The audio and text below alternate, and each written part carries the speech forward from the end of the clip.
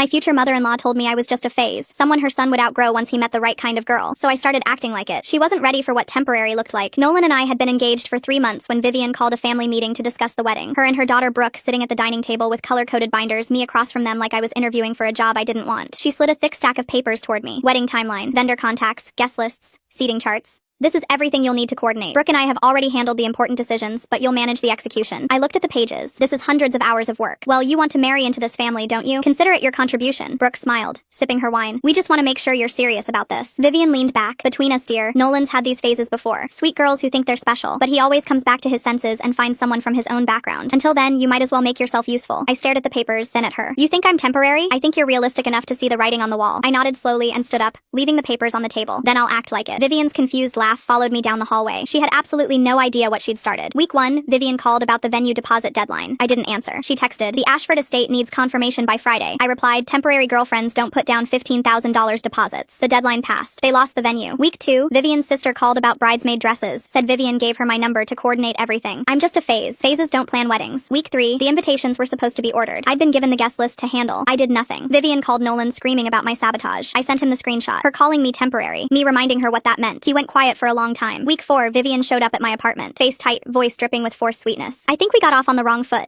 Why don't you come to Sunday dinner? Like family?" I thought I wasn't family, just a phase your son would outgrow. She flinched. "I didn't mean it like that. You said girls like me were temporary until he found someone from his own background. That's exactly how you meant it." Week 5, I stopped going to family dinners. Stopped responding to group chats. Stopped pretending to care about Vivian's opinions on flowers or cake or anything else. Nolan asked what was happening. I played him the voice memo I'd recorded at that first meeting. Vivian's voice, crystal clear, sweet girls who think they're special. He always comes back to his senses. His jaw tightened. Keep recording everything. Week 6. Vivian called me 11 times in one day. The wedding was 4 months away and nothing was booked. No venue, no caterer, no photographer, all the things she'd assigned me to manage. Turns out the important decisions were worthless without someone to do the actual work. Week 7, Vivian's friends started asking questions. Why wasn't there a venue? Why no invitations? Vivian told them I was incompetent, overwhelmed. I posted the wedding timeline she'd given me to my private Instagram, captioned it, "When your future MIL gives you 300 plus hours of free labor but says you're just a phase." Her reputation cracked like cheap porcelain. Week 8, Vivian sent Nolan an ultimatum. Either I started acting like an adult or she wouldn't attend the wedding. Nolan forwarded it to me with one question. "What do you want to do?" "I want you to choose." Week 9, Nolan invited both families to dinner at Vivian's house.